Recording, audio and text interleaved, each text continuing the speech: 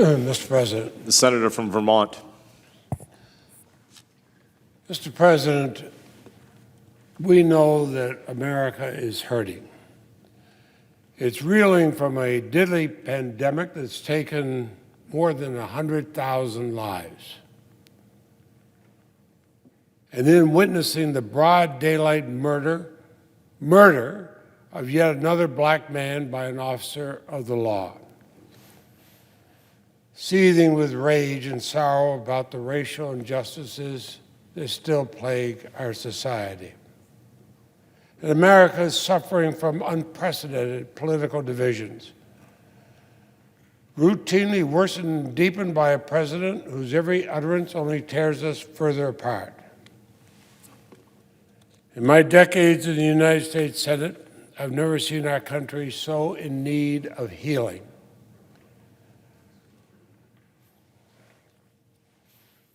I was a prosecutor, and when I first saw the video of George Floyd's murder, a human being pinned down by the neck crying, "I can't breathe," desperately calling out for his mother, I was shocked to my core. And for millions of Americans, and for me, that shock swiftly turned into anger.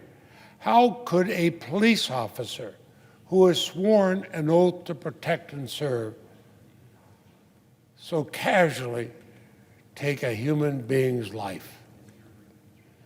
And why did his fellow officers, witnessing the murder that we all witnessed on video, stand there doing nothing to stop it?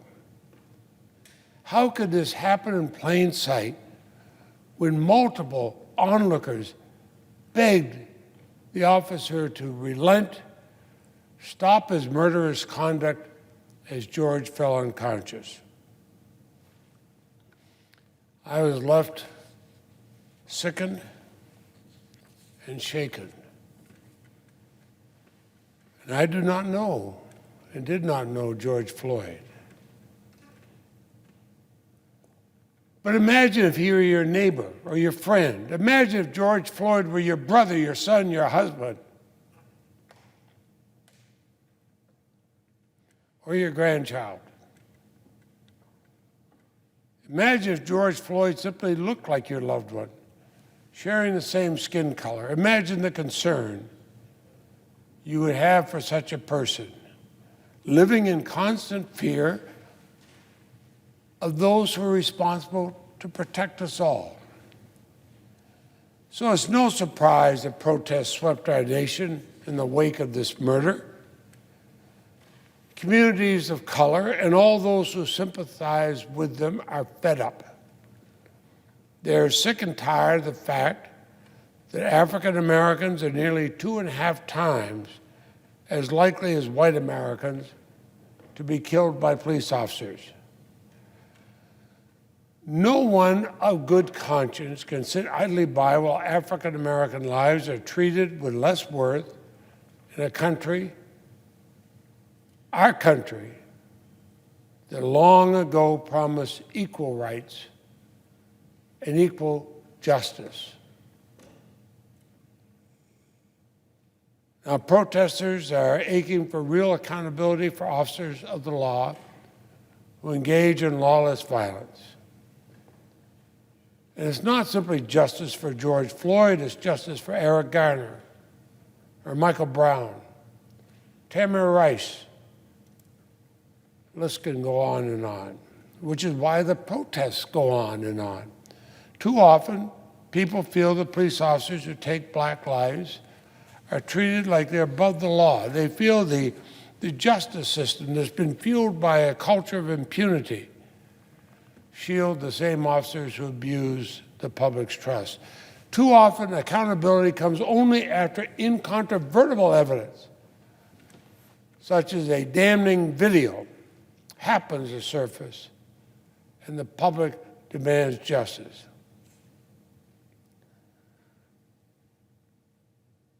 But I can say, as one who has served proudly in law enforcement and has served proudly in the Senate, ultimately, accountability will require dismantling this culture of impunity, as well as ensuring that law enforcement agencies have training, and policies in place that serve to rebuild trust in communities of color.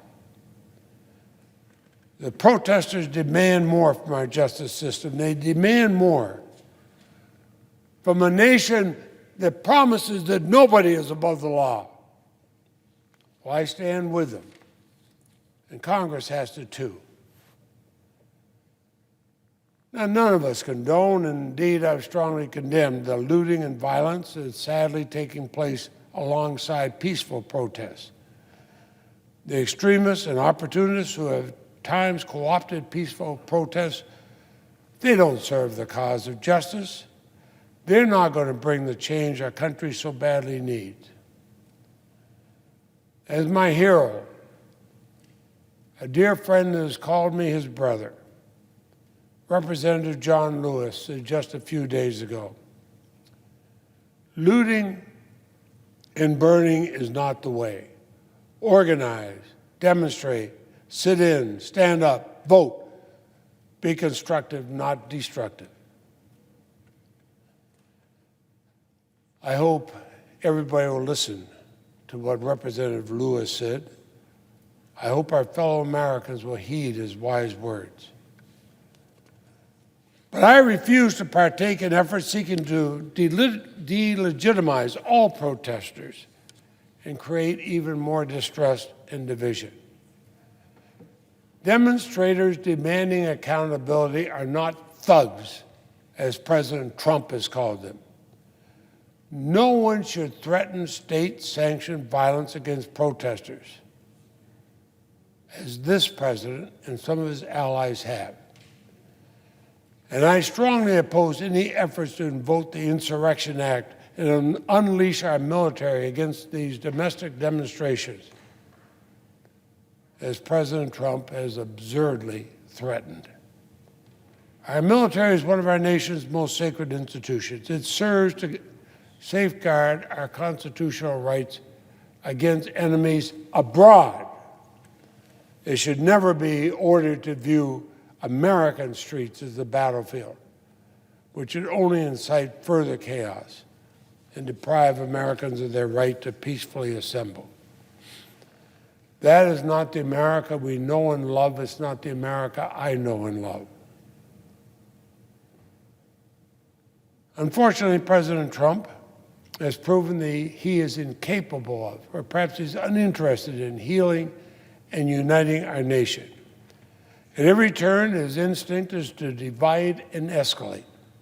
During every crisis, he manages to manufacture another of his own making.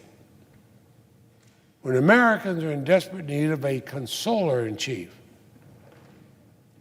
a role that I've seen every past president play during my years in the Senate, every one of those presidents, Republicans and Democrats alike,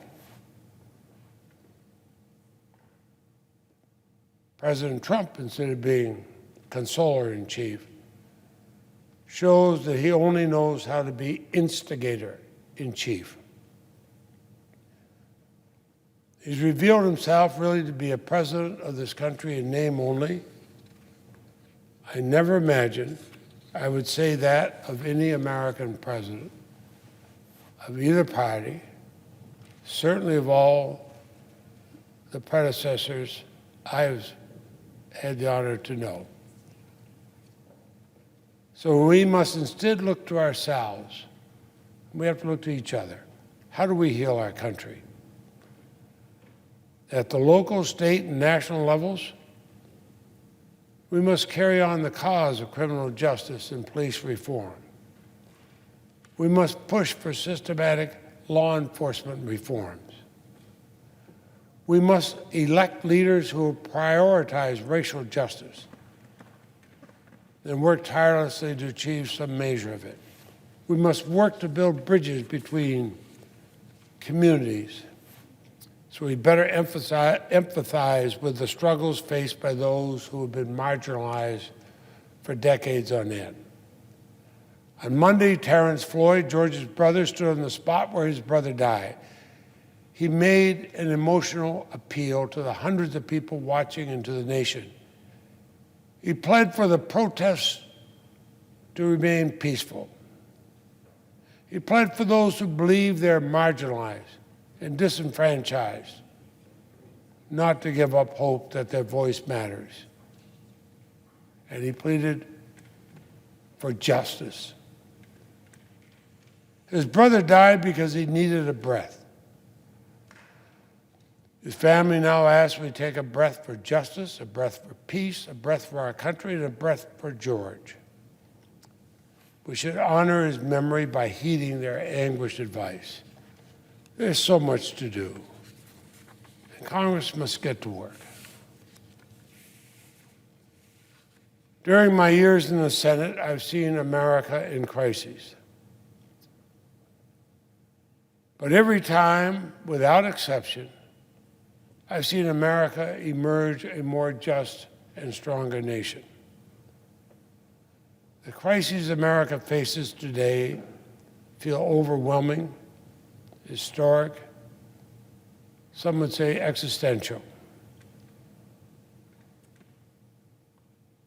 But if we stay true to the values that define our republic, equality, justice, the rule of law,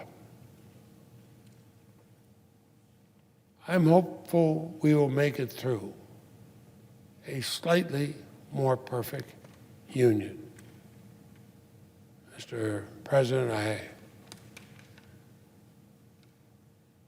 weep for our country, I pray for our country. I look for better days, and I yield the floor.